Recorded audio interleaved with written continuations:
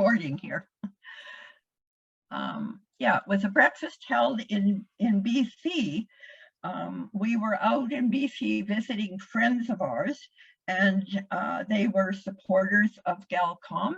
And there was a need for, there was a big project that GALCOM was looking for funds for.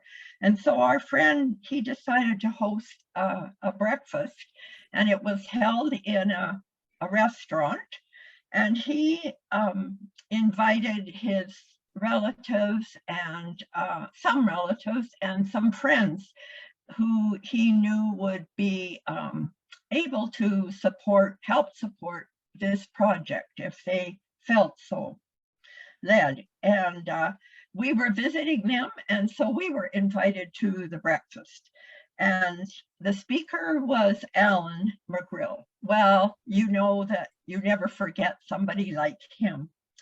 And so I think, if I remember correctly, the cost of the breakfast was covered by our friends. And so all the donations went straight to GALCOM. And I think there was a very good, a lot of donations, and I think maybe it did cover the project. So not all of us could host a breakfast like that because the expenses were covered by our friend, but if possible, that could be an event too. And it's an easy event because really there's no preparation. And it was arranged by our friends. So it was all personal invitation. But that's sort of how we first heard about GALCOM. And then not too terribly long after that, we met Alan at Missions Fest, and he asked us if we would be willing to help represent GALCOM here in Alberta. So that was quite a few years ago. So what have we done as VARs here in Alberta? Well, we have had dinners.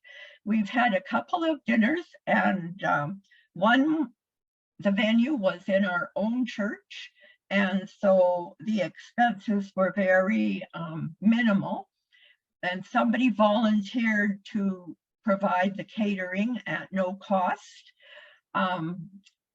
I can't remember who covered the cost of the food, but whether it was GALCOM or whether somebody underwrote it, I'm not sure just how that was, but it was quite successful. And we had special music, and yeah, so that was quite well attended, and I think we did quite well at the funds that were donated. And then another time we held, and first of all, I should say we were involved in the arrangements and setting up and things like that. And then we held another dinner, and it was held in a church in Edmonton, and it was a film night. We showed the film from Colombia called Montana. And if we remember correctly, Shelley and I were talking about it. We don't think there were specific invitations sent out to the mailing list. I think it was mainly advertised by the church there in Edmonton. And it was a bit of a confusing evening because things were not arranged perhaps like we would have liked them to have been. And we didn't have any hands-on experience, in arranging it. And so when we got there, I can remember having to help set up the tables and put cutlery out and things like that. So that was one lesson I think we learned, that you need to have hands-on, you need to be there, because you just don't know how other people are going to handle it. And So it's always wise to, if the venue is not in a place where you would normally be, then it's important for you to be there ahead of time so you can sort of oversee what's going on. And then there weren't a lot of guests that came, and I think that was mainly because we didn't really advertise it. But it still was good in that we were able to show that that film. So we've had a couple of dinners. We've then had a few dessert evenings, and they have worked out quite well.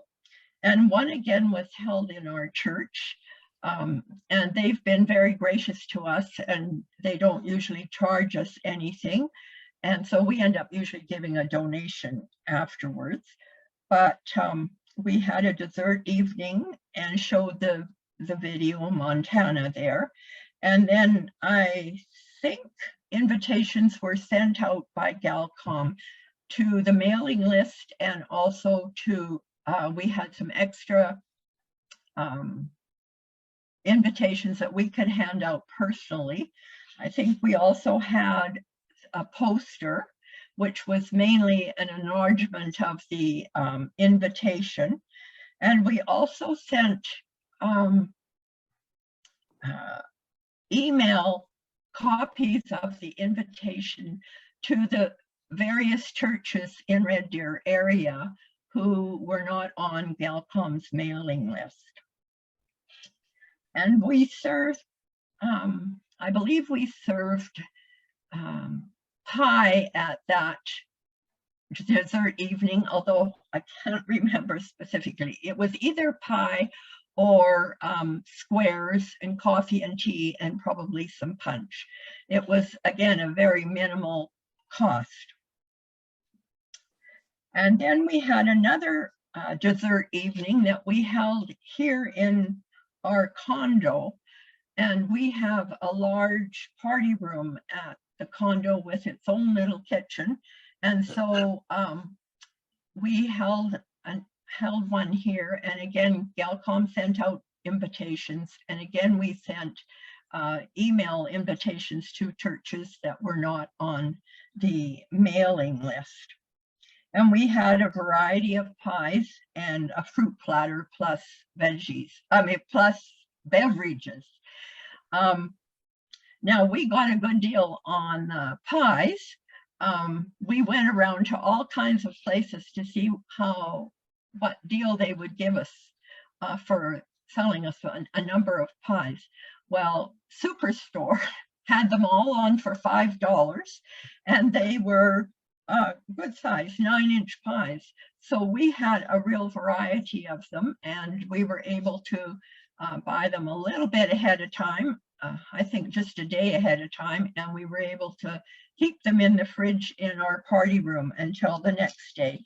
And I believe we served ice cream with the pies, and we had coffee and tea and probably punch, although I don't remember. So again, the cost was quite minimal, but we were hands-on. And Shelley and Alistair were there as well. And so they helped us set up the tables and things like that.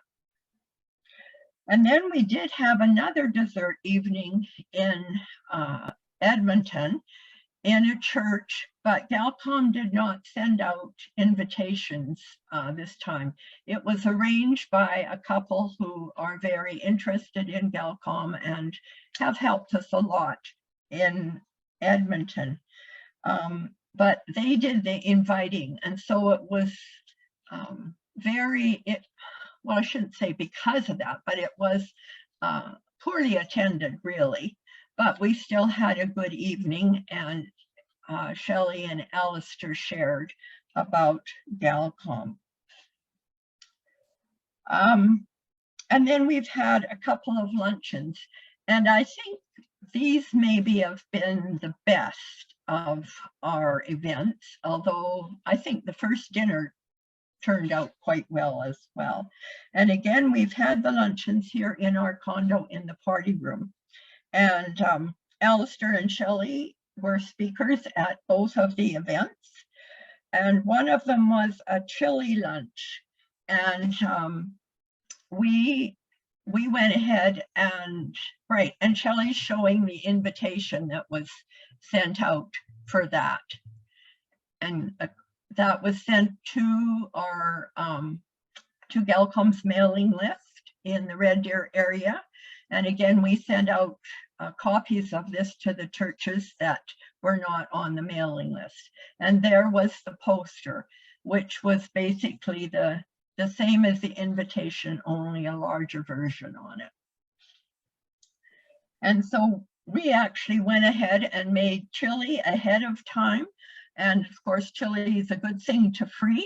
And so we made about 3 crock pots full of chili and froze it, and then just heated it up the day of the luncheon.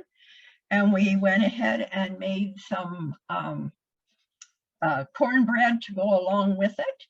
And I think that we made the night before and the morning of, if Shelley and I were talking about that this morning. And I think that people did enjoy that. And so that was, I think, a good event that was held. And then the other luncheon that we had was just cold meats and buns, and we had cheesecake for dessert. I think with the chili lunch, we had squares for dessert. It wasn't anything really that fancy. And then with the cold meats, buns and croissants, we had cheesecake for dessert. And then, so those were a couple of good events. We did luncheons, and I'm looking forward to being able to do that again, probably. And then there's just having a group of people in your home when somebody from the office is out here, or if someone's been on a team and they would like to share what their own personal experience. And so you can just invite some personal friends in and have the speaker, and then just have coffee and some kind of a light dessert. So those were basically the events that we've had. Now, one of the things that we've learned from this is the importance of invitations, both whether they're personal or whether Galcom sends out the invitations. I think we would vote on Galcom sending out the invitations, because they have a mailing list. And although all of the churches in the area are not on the mailing list, it was easy enough for us to go ahead and send invitations out to the various churches that weren't on the mailing list. Now, one thing we did try and do was to find out the pastors' names from each of the churches. And so the email was sent to the pastors personally, as well as to the reception at the churches. And then sometimes it's good to follow up, depending on the number of responses that you've had, to follow up with a phone call. And we haven't done that every time, but we've done it a couple of times. And there have been some people that forgot about it, or they laid their invitation aside, intending to contact us later. So the phone call is a little bit extra work, but I think in the end it does pay off.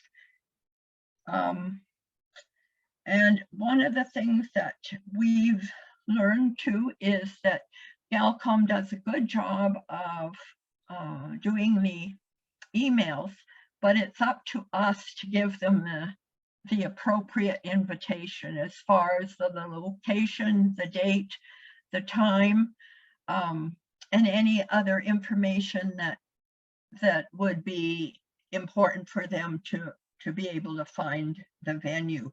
So they usually send us a copy of the invitation, and then we've gone over it, and I think once we had to correct something. But yeah, I think that's important, just to check for accuracy before they're actually sent out.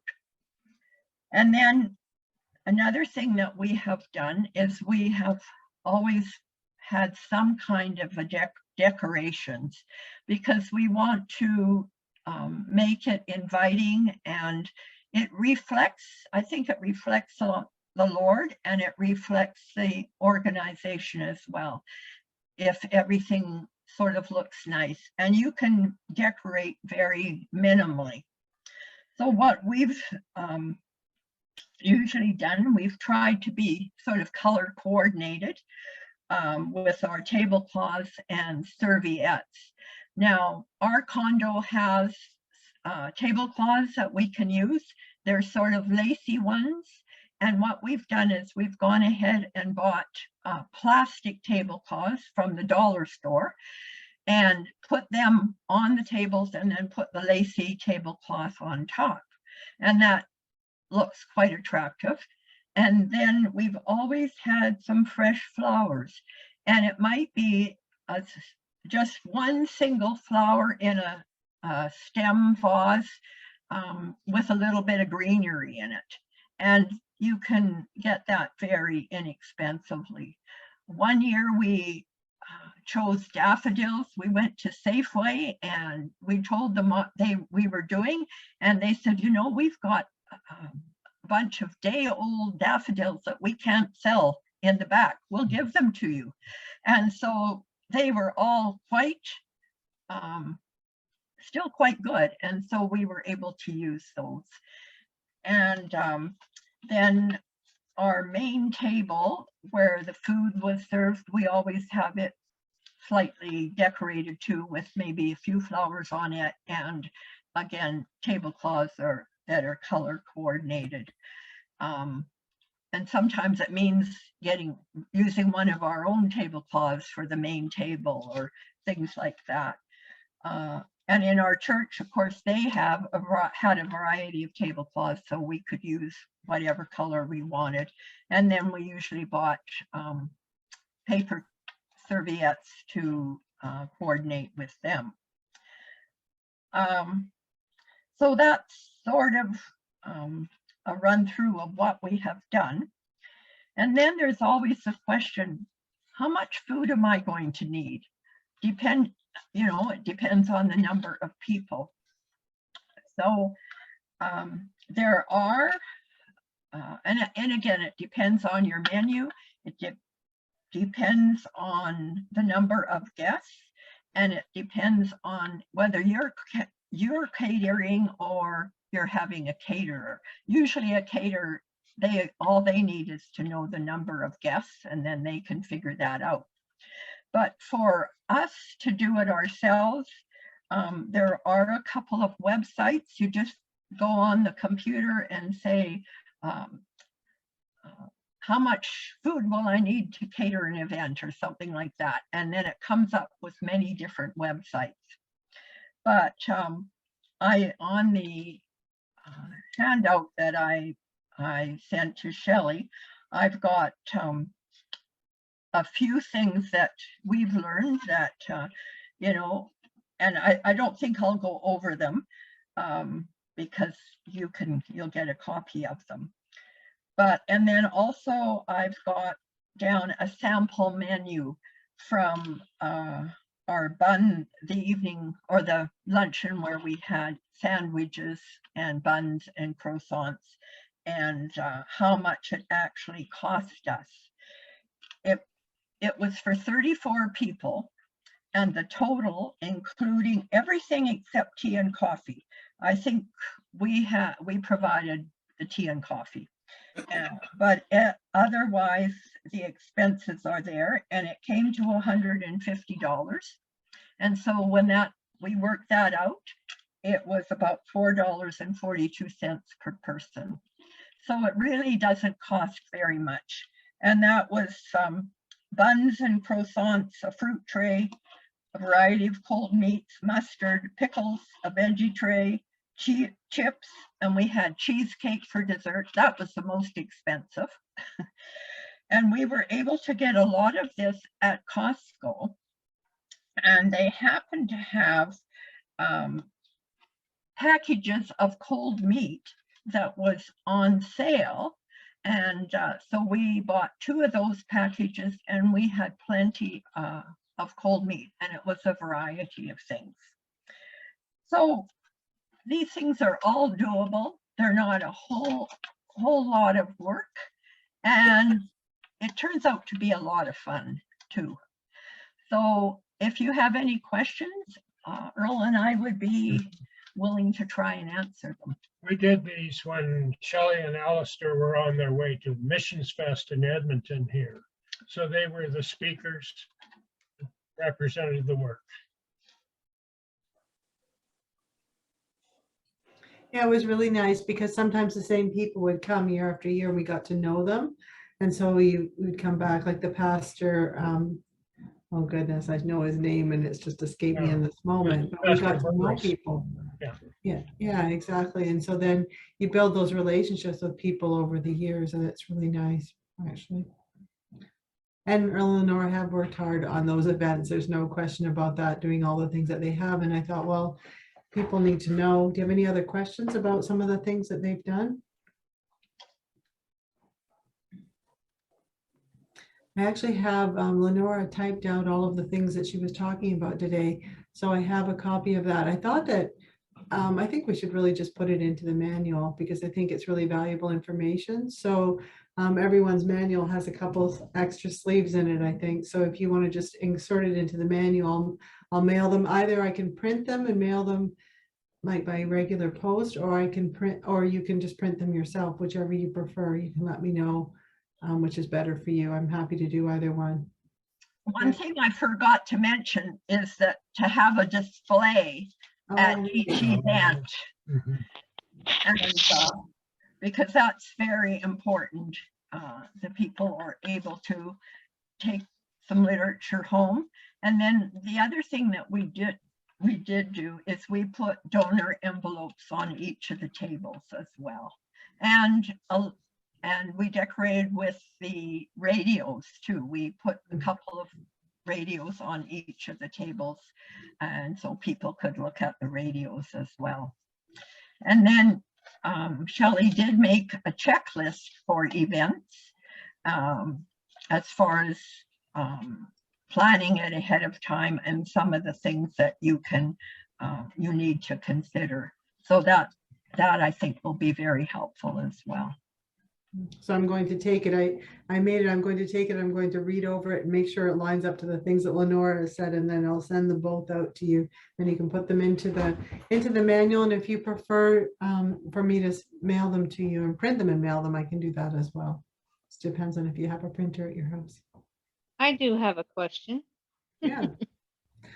What denominations did you send these invitations to? To the evangelical churches here in Red Deer. Yeah. Right. That's what here in where I live, they got like a Roman Catholic, and they got United, and then they got an Anglican, and then they got a Baptist. So I'm just wondering, like, yeah, we sent to the evangelical Protestant. Right. Yeah.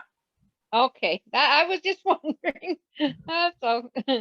Yeah, and I think sometimes you might want to look in a radius from where you live, like not just the ones in your own little town, but if you're in a fairly rural area, you might want to do a 20-kilometer radius and see what happens, right? So yeah, they have a Baptist in Angus, and they have a few Baptists around, but yeah, we actually sent invitations, I think, as far as Three Hills, which is about an hour drive from here.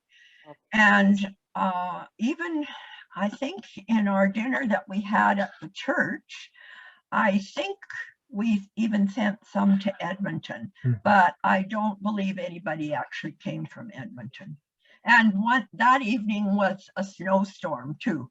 So those things you have to take into consideration. yeah, it didn't help. Yeah, that was very memorable. I remember the young lad that was playing the piano got into an accident on the way, and he arrived late, and then he was all shook up and he couldn't do what he was trying to do. So, but yeah, God provided. We improvised and things turned out. But yeah. Yeah. I have a question. Okay. When you organize an event like a dinner, a dessert evening, or at either at the or a breakfast at the restaurant or dessert at your condo, do you always have a guest speaker? Well, we've always had Shelley and Alistair Okay. there. Yeah. Okay. And Okay. I think it just Yeah. Mhm. is more effective, Okay. you Okay. know, because we're Mhm. not particularly great speakers. And although I think after we'd been to Haiti, I think we shared at a couple of the events, Mhm. but Alistair and Shelley were there Okay. as well. Okay. I think that there's value of teamwork, because what we don't have in your areas is the contacts and the the respect or whatever to be able to stand up and to, we're not you value or whatever, or what we do, you place a value on it, because Validate, your right? credibility, the credibility is the word I'm looking for. We're not credible on our own, but you guys add credibility, and whether it's Shelley and me or whether it's one of yourselves, if you feel comfortable doing it, it's working together. And like I think Lenora said, someone that may have come home on a trip, like if Bob were in the area, I'd get Bob to come, or I know who else has been on teams. Joe's been on teams, Dan Peacock, Don. If they were in the area, they would be great because they could tell the stories. Yeah. But if you are telling the stories and being the person adding your credibility, it becomes overwhelming. But if you work together with each other, then all of a sudden the load becomes lighter and takes the pressure off, right? Yeah, personal experience speaks, Yeah. much better than having somebody else tell the story.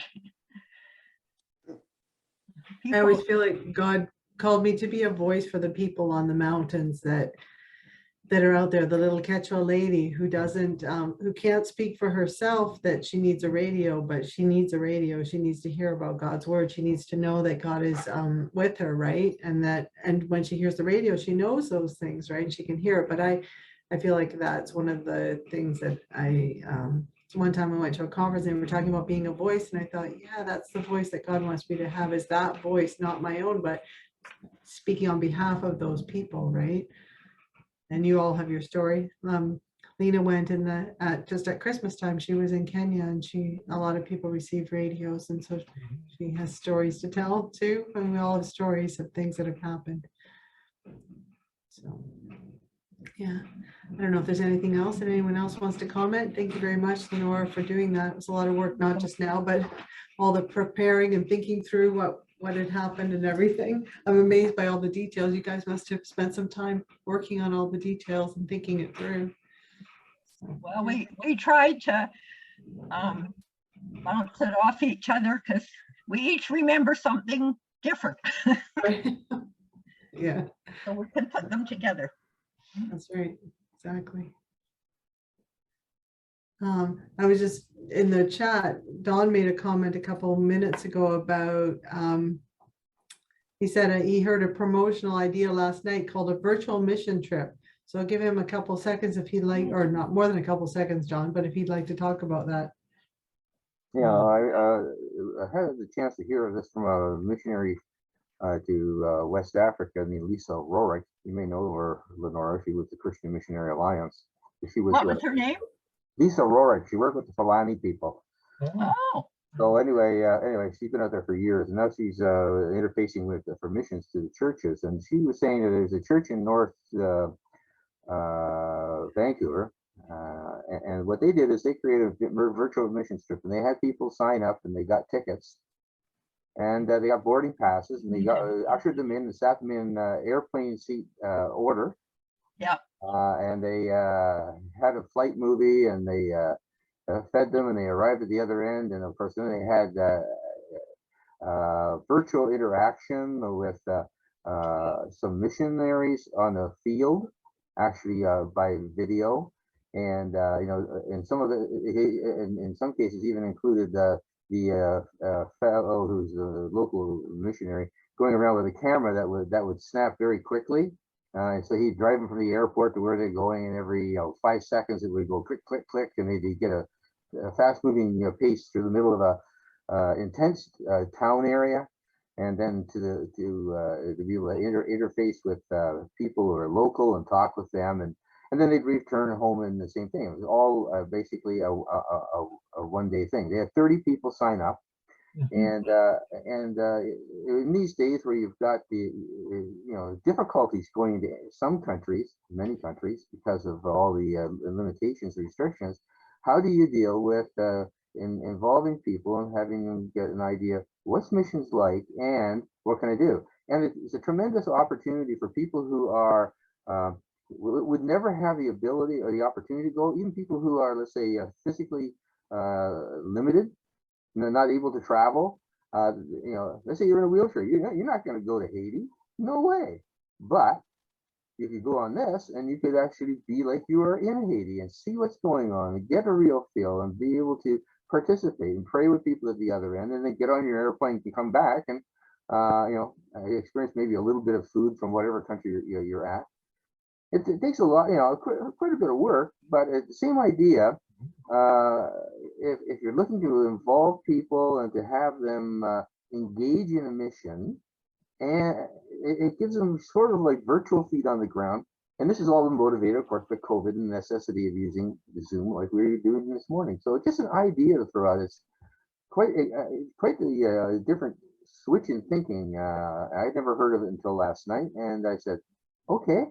And when you were speaking, I said, oh, maybe I can add this to the conversation. So anyway, just a little thought to think about virtual missions trips as a means of not just education, but engagement of people. I think that's a great idea. I think if on something like that, you'd have to have it set up and that you did it so that if you were going to repeat it, you could actually set it up and have it all lined up. And so you had a pattern and you try it. Like we do a mission trip thing with the kids when we do children's presentation. Al and I recently went to Brantford Christian School. And when we were there, we actually set up a tower and we put a little transmitter in the room, and the kids went outside and they made a radio show. And then they broadcast a radio show with radios that we gave out on a mission trip. Like some of the kids had to go give out radios on a mission trip, and the kids loved it. They totally ate it up, and they had to do their own broadcast. They had to develop a broadcast and figure out what they were going to say. It was really good. We did it at our church as well on an evening service, and with the families, and the families really enjoyed it, right? So it was nice. Were you going to comment, Lenora? Yeah, we did this, what Dawn was saying, similar with SIM. And we haven't done it now, I bet, for 15 years or more. Well, yeah, it's more than that. But we had the airplane, we had the sound effects. They had to actually get a visa ahead of time.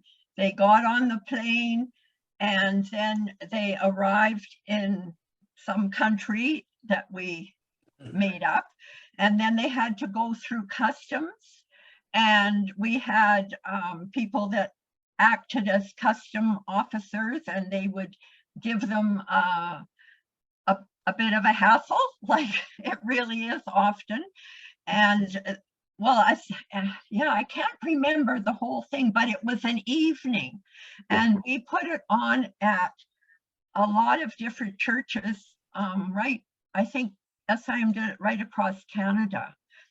So if Galcom would be interested in doing something like this, I'm sure I could get the original whatever that we needed. We used to have the sound effects on a tape that for the plane taking off, and someone on the plane, like a stewardess or something, and yeah, it was really quite effective. And then they would arrive in that country and go through immigration and stuff. I think one of the things I've done it too, when you put everyone in a really sticky hot room with the temperature cranked up to about 110 degrees and the smell of sweaty feet permeating the room, and everyone just wants to get out of there, and noise going on, and it becomes so real, right? Yeah. It's a lot of work, but if you know, the thing was that SIM had sort of designed it and got it working, and then they would somebody from that was organizing it would come out and help the reps in the different areas run it. But we did it in quite a few different churches and stuff, and it was very effective. And probably every time you did it, you would tweak it a little bit and go, Yeah. oh, if we did this, that would be better, and make it better every time, right? Yeah. Yeah, that's great.